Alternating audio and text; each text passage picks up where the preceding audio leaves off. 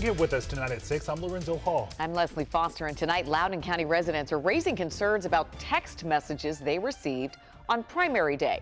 One of them tells us the message suggested they would share their voting record with their neighbors. Yeah, county election officials say these messages could be perceived as voter intimidation.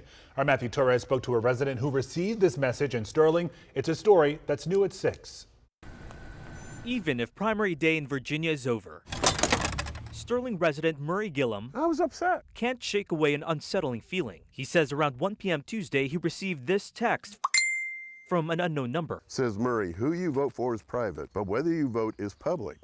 Sterling is having a friendly neighborhood voting experiment. We'll be sharing the voting records of random neighbors with each other to encourage everyone to get out and vote. Sharing your voting records to random neighbors? That's cause for alarm for Gillum. Why should I have my name out there saying whether or not I voted? It's nobody else's business whether I vote or not. Your call cannot be completed as dialed. We tried to call that number, while Gillum didn't report it to the state elections department.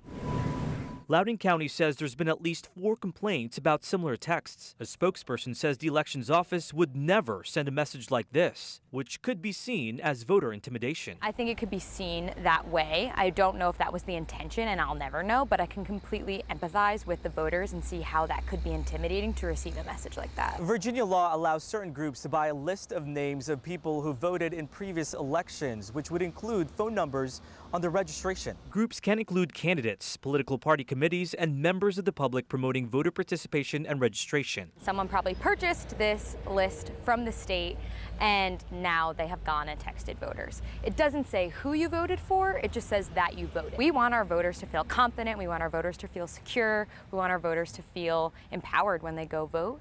And sometimes these text messages do cause the opposite effect. While Gillum supports efforts to get voters to hit the polls, this tactic, he says, misses the mark. It's a invasion of my privacy, plain simple. Matthew Torres, WUSA 9. Yeah, it is. And according to RoboKiller, there's been a rise in political text messages. The latest data show Americans received 15 billion political texts in 2022. That's a 158% increase from the year before. The Loudoun County Office of Elections says you can verify the information you receive through its website.